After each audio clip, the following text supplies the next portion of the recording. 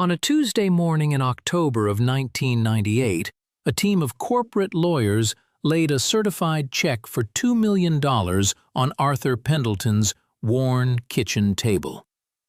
They told the 76-year-old farmer he had 30 days to cash it and leave, or they would legally dry up his land and take it for nothing. But Arthur didn't panic, and he didn't call a fancy law firm. Instead, he walked up to his attic and found a piece of faded, crumbling paper from 1890 that was about to turn a $50 million corporate mega-project into the most expensive pile of dirt in the state. Let me set the scene, because the geography and the law are the only reasons this story happened at all. Arthur Pendelton farmed 400 acres in the high desert valleys of Colorado, a place where the soil is rich, but the sky is stingy. In the West, there is a saying, "Whiskey is for drinking, water is for fighting over." Out there, land without water isn't a farm, it's a desert. For 110 years, the Pendelton farm had survived because of one thing: a steady, reliable creek that ran down from the western ridge directly through the center of their property. It was the lifeblood of their 400 acres of alfalfa and cattle pasture. In 1998, a massive agribusiness and development conglomerate named Vanguard Holdings moved into the valley. Vanguard wasn't interested in farming the old-fashioned way. They were building a massive, vertically integrated industrial feedlot and processing facility. They needed thousands of acres, and more importantly, they needed millions of gallons of water. Vanguard operated the way most giant corporations operate, with a lot of money and a total lack of patience. They started buying up the neighboring farms. They paid top dollar, throwing cash at farmers who had been struggling through the lean years of the 80s and 90s. One by one, Arthur's neighbors took the money and left. Within 2 years, Arthur's 400 acres were an island surrounded by Vanguard's sprawling, heavy machinery empire. But Vanguard had a problem. To build their primary processing facility, they needed to dam and divert the creek that ran down the western ridge, and legally, they couldn't do that if it choked off Arthur Pendelton's downstream water supply. They needed Arthur's land, or at the very least, they needed him gone so he couldn't object to the diversion. So, they sent the suits. 3 lawyers in expensive cars drove up Arthur's gravel driveway, kicking up dust that settled on the hood of his 1974 Ford pickup. They walked into his farmhouse, sat at the kitchen table where 3 generations of Pendeltons had eaten their meals, and laid out the terms. They offered him $2 million. In 1998, for 400 acres of high-altitude farmland, that was an astronomical sum. It was go away and live on a beach money. Arthur Pendelton poured them coffee, looked at the check, and pushed it back across the table. "Not for sale," he said quietly. The lead lawyer, a man named Harris, who wore a watch worth more than Arthur's tractor, smiled a patronizing smile. "Mr. Pendelton, we aren't just asking. We already bought the land upstream. We've already filed a petition with the State Water Board to reallocate the water rights under the 1922 Modern Usage Code for Industrial Development. The county wants the tax revenue. The state wants the jobs. They will approve the diversion. When they do, your creek dries up. Your farm dies. Your land will be worth pennies, and we will buy it at auction. Take the $2 million now, or walk away with nothing next year." Arthur didn't yell. He didn't argue. He just stood up, opened his front door and said, "I think you boys have a long drive back to the city. Let me stop here and tell you about Arthur Pendelton, because you need to understand why a man turns down $2 million when a corporate gun is pointed at his head." Arthur was born in 1922, in the very same room where he slept every night. He was the 3rd generation to work that ground. His grandfather, Silas Pendelton, had homesteaded the land in the late 1880s. Silas had broken the ground with horses, cleared the rocks by hand, and dug the original irrigation trenches with a shovel. Arthur's father had survived the Great Depression on that farm by refusing to borrow a single dime from the banks. He had taught Arthur that land isn't just an asset you trade when the price is right. Land is a trust. You don't own it, it owns you. You just take care of it for the next generation. Arthur had worked that farm his entire life. He knew the soil so well he could tell you the moisture content just by squeezing a handful of dirt. He knew exactly when the snowmelt would swell the creek. He had buried his parents in the local cemetery, and he had buried his wife of 40 years, Sarah, there too. His 2 sons were grown. One was a mechanic in Denver, the other a teacher, but they still brought their kids back to the farm every summer. To Vanguard Holdings, those 400 acres were a line item on a spreadsheet, an obstacle delaying a $50 million construction project. To Arthur, those 400 acres were his family's history, written in topsoil and sweat. But Vanguard wasn't bluffing. They had an army of lawyers who specialized in water law. In the West, water law is based on a concept called prior appropriation. First in time, first in right. However, Vanguard had utilized a complex modern municipal code from the 1920s that allowed the state to reallocate water for highest and best economic use. Since Vanguard's mega facility would create 500 jobs and millions in taxes, the State Water Board was highly inclined to rule in their favor, effectively erasing Arthur's agricultural water claims. The corporate lawyers had done their homework. They had pulled the county records. They saw that the Pendelton Farm's water rights were formally registered with the state in 1915, when the county computerized and standardized their records.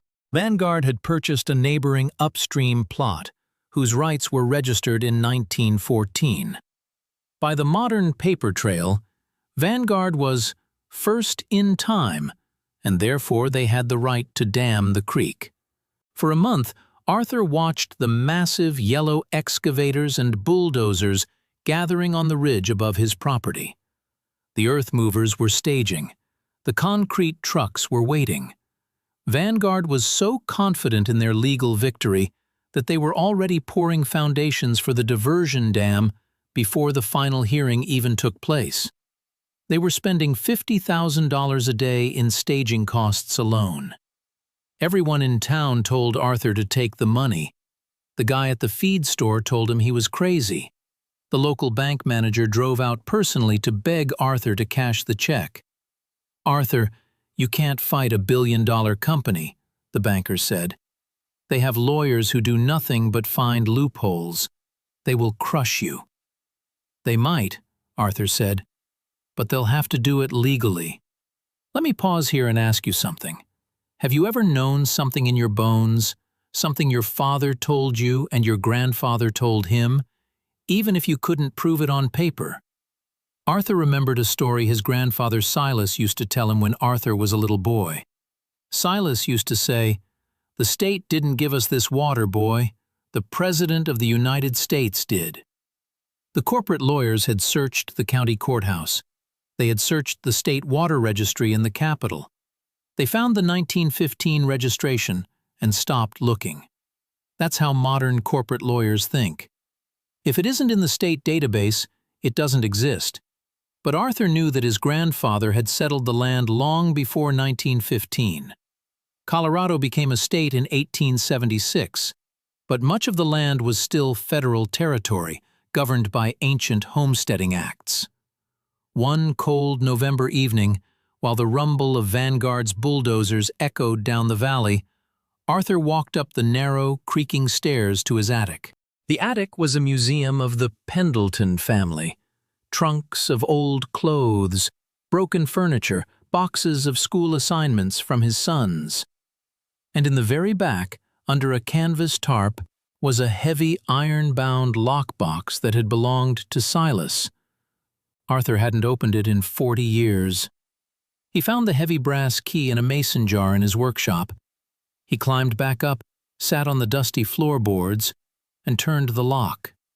Inside the box was the smell of old history, dry leather, mothballs, and aged paper. There were Silas's diaries, written in a tight, looping script. There were old silver dollars, and at the bottom, wrapped in oilcloth, was a stiff, thick piece of parchment. Arthur unfolded it carefully. The paper was yellowed, the edges crumbling, but the heavy black ink was still perfectly legible. It was a federal land patent, dated April 14, 1890. But it wasn't just a standard homesteading deed. Silas Pendleton had been a meticulous man. He hadn't just claimed the land. He had specifically petitioned the federal government for absolute, irrevocable riparian rights to the creek, because he knew the desert was unforgiving. The document explicitly granted the Pendleton estate absolute, unassailable, and perpetual rights to the free and natural flow of the waters traversing said property, superior to all future municipal, state, or private claims, granted by the authority of the federal government. At the bottom of the parchment, sealing the promise, was the bold, unmistakable signature of the 23rd President of the United States, Benjamin Harrison. Arthur sat in the dusty attic, holding a 108-year-old piece of paper. The State Water Board didn't have this. The county didn't have this. Why? Because it predated the county's filing system by 25 years. It was a federal grant, an overriding constitutional property right that no state law, no 1922 municipal code, and certainly no corporate lawyers from Vanguard Holdings could ever touch. Let me tell you about the final hearing, because it's a moment that the people in the county courthouse still talk about today. It was a Tuesday morning. The State Water Board had convened in the county seat. Vanguard Holdings had sent a team of 5 lawyers, 3 engineers, and a corporate vice president. They brought easels with charts, massive binders of environmental impact studies, and economic projections showing how much tax revenue their project would generate. They were arrogant. They were slick. They were completely certain of their victory. Arthur walked in alone. He wore his Sunday suit, a bit out of fashion, smelling slightly of mothballs, and he carried a battered leather briefcase that had belonged to his father. The lead lawyer, Harris, stood up and gave a 45-minute presentation. He cited the 1915 State Registry.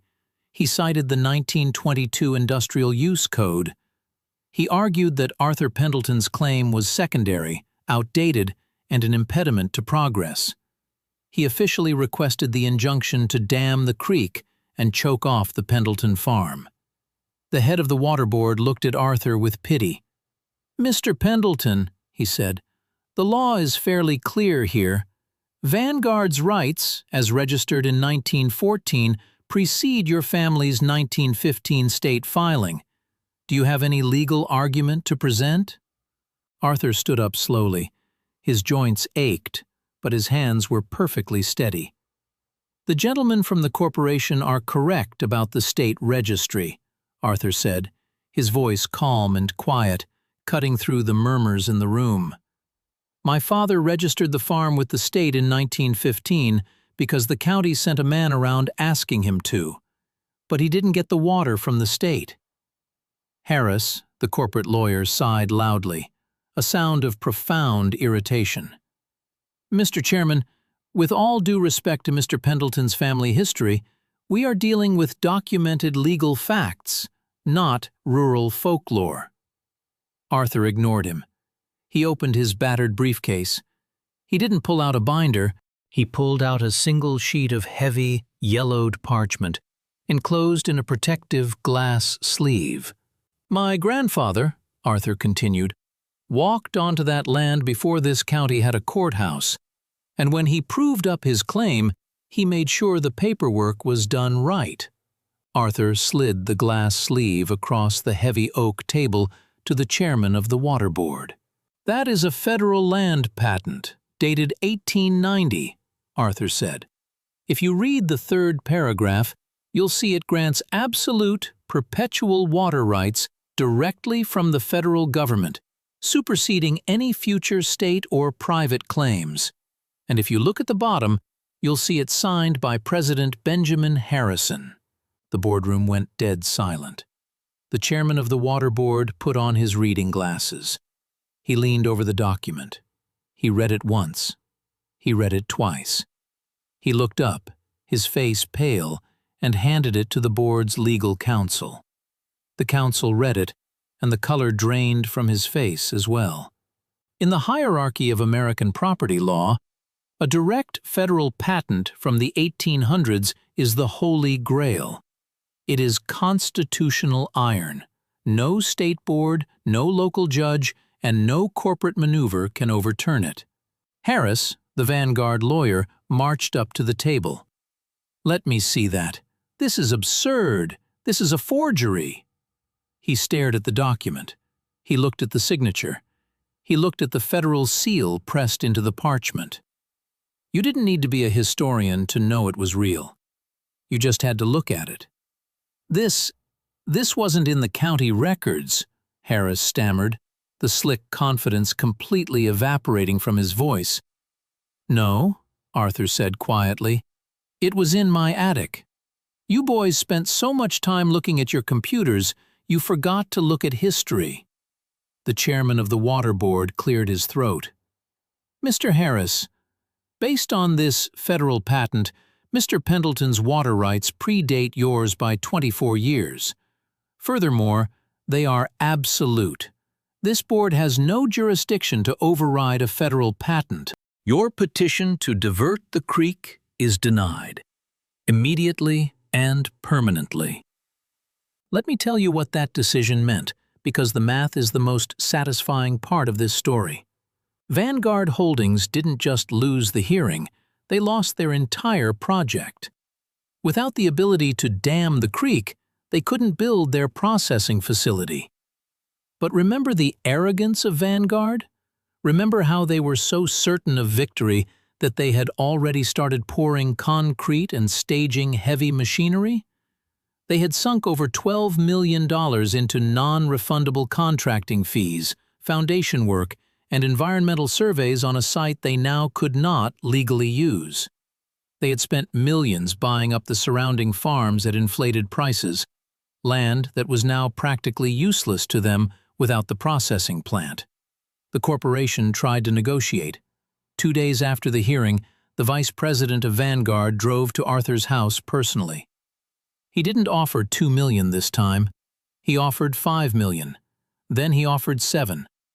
Arthur gave him the exact same answer he gave the lawyers. Not for sale. Vanguard Holdings had to abandon the site. They wrote off over $20 million in sunk costs and useless real estate. They packed up their bulldozers, loaded up their excavators, and drove away, leaving behind half-finished concrete foundations that the desert weeds soon reclaimed. Arthur Pendelton went back to farming. He didn't change his life. He didn't buy a new truck. He kept driving his '74 Ford.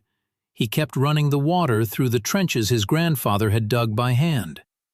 When Arthur passed away in 2011 at the age of 89, he left the farm to his 2 sons.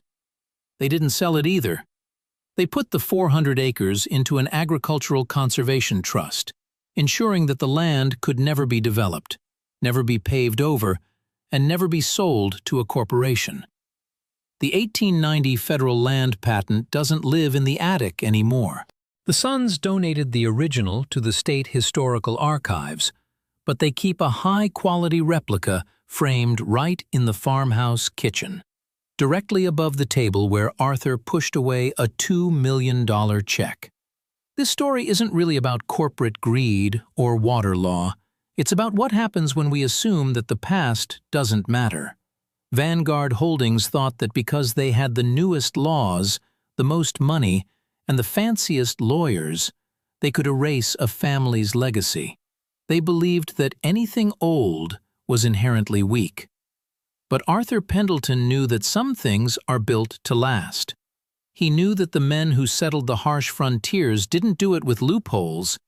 They did it with iron-clad determination, and they made sure to leave protections behind for their children and their children's children. Sometimes, the most valuable thing you own isn't the money in your bank account or the modern technology in your hands. Sometimes, the most powerful weapon you have is simply remembering who you are, where you came from, and having the patience to hold on to the things that truly matter. If you believe that there is still value in preserving our history and that some things in this world should never have a price tag, share this story. Let's make sure the quiet victories are never forgotten. Thanks for listening.